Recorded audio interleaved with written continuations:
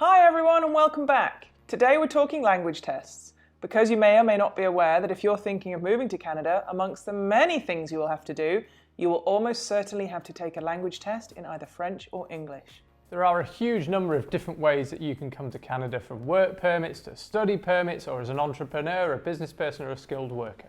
For some temporary programs, a language test might not be required, but for every immigration route to permanent residence, you will need to prove that you can communicate in one of Canada's 2 official languages. If your chosen immigration route requires it, there is no exception to the language test requirement. So even if you are from a French or an English-speaking country, you still have to take an official test and submit the results with your application.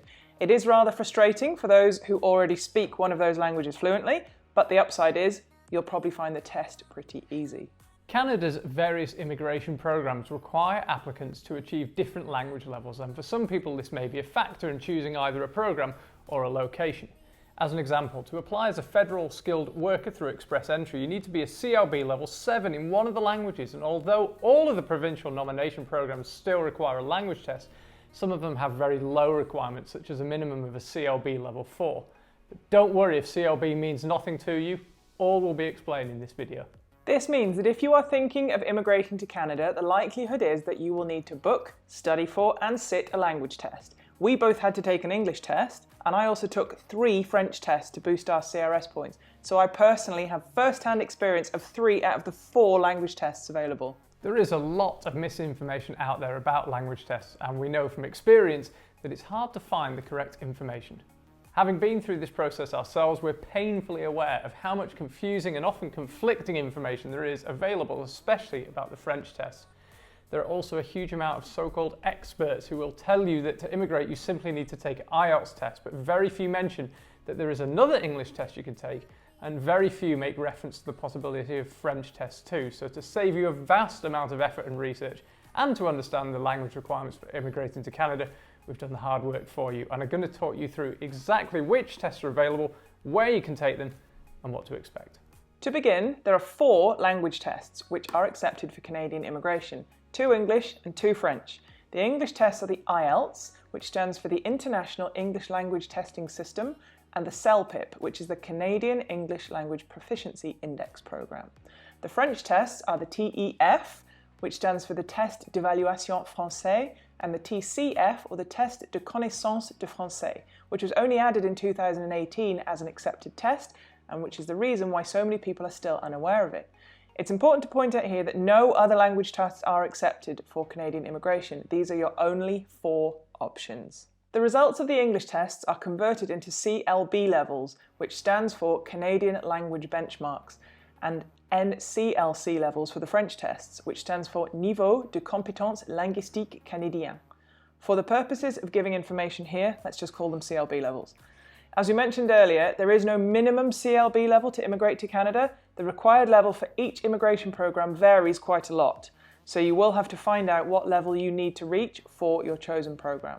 CLB levels range from 1 to 12, with 1 to 4 being seen as a basic level, levels 5 and 6 lower intermediate, 7 and 8 upper intermediate, and levels 9 to 12 being advanced level. To give some examples, federal skilled worker applicants through the Express Entry program need to achieve at least a CLB level 7 to be eligible to apply.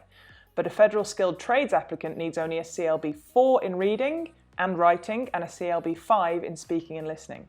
A provincial nomination from Manitoba only requires a CLB 4, whereas the Ontario Express Entry program requires a CLB 7, so you can see how much the requirements vary. The most important thing to understand is that regardless of what level you require, you will still need to take a test, and the better prepared you are, the higher your score will be. Let's start with by far the most widely used test, the IELTS. This is the world's most popular English language proficiency test for higher education and immigration. It's easy to see why, because it's available in over 1,600 locations in 140 countries. It's probably safe to say that regardless of where you are in the world, if you need to take an English test, you will more than likely have an IELTS test centre somewhere not too far away. You can find out where all the test centres are and book a test online through the IELTS website, which we've included in the description box below. There are 2 IELTS tests available, the general test and the academic test, but for immigration purposes you will need to take the general test. This will assess your ability to listen, read, write and speak in English and is graded on a scale of 1 to 9, with level 1 being a person who knows only a few words in English and 9 being fluent or native speaker level.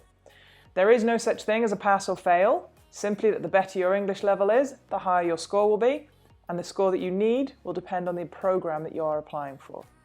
There is no fixed cost for the IELTS test as it varies quite a lot from country to country. As an example, in Austria, a test will set you back €235.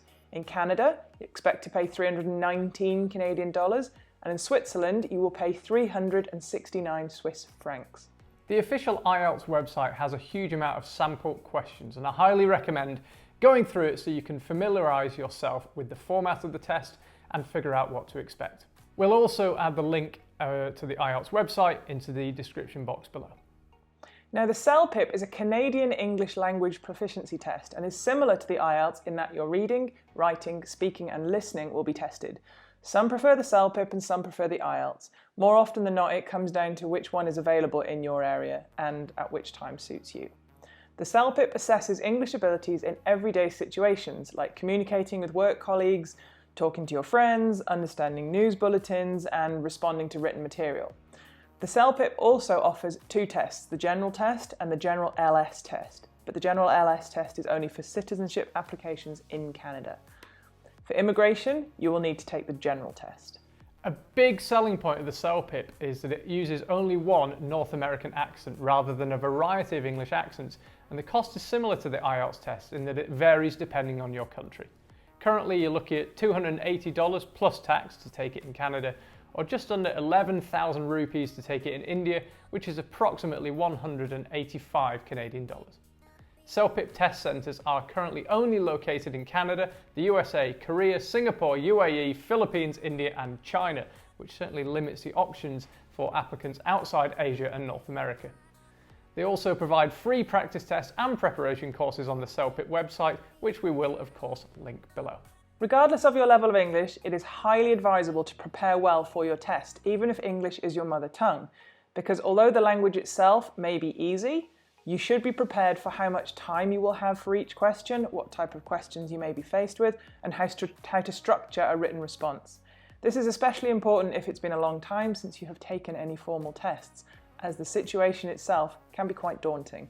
As a general overview, both English tests will include a wide variety of tasks such as multiple choice questions, completing a form, identifying information or a point of view, matching information or sentence endings, completing sentences, labelling flowcharts or diagrams, answering short questions, writing a letter, giving your opinion, talking about a particular topic, and having a discussion.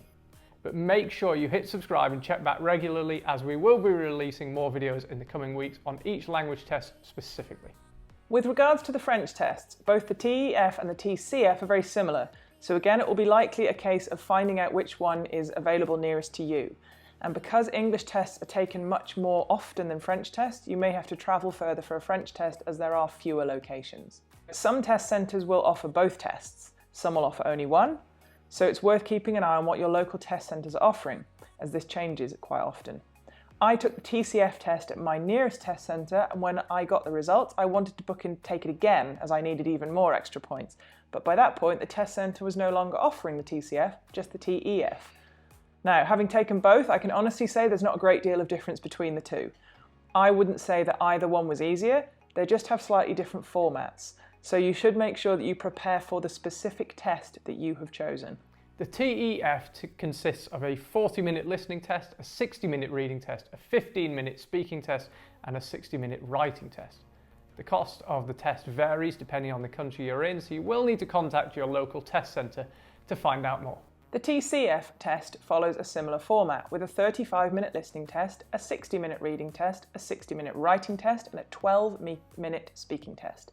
But although the timings are almost the same, the format and the layout of the questions is quite different, with, for example, the TCF reading test having 50 multiple choice questions on 50 different texts, but the TEF having longer text but with several questions related to each text. The final thing to mention about language tests is that the results are only valid for 2 years, so don't be too hasty when booking your test, as the immigration process can take a very long time and you really don't want your language test results to expire before you complete your application, like we did. So we hope that has cleared up some of the misconceptions about language tests for immigrating to Canada, and we hope that it's given you some useful information about what's available and what your options are. Do let us know in the comments if you've taken a language test or if you're in the process of moving to Canada. And of course, drop any questions into the comments box below as well if you'd like to know more. See you next time.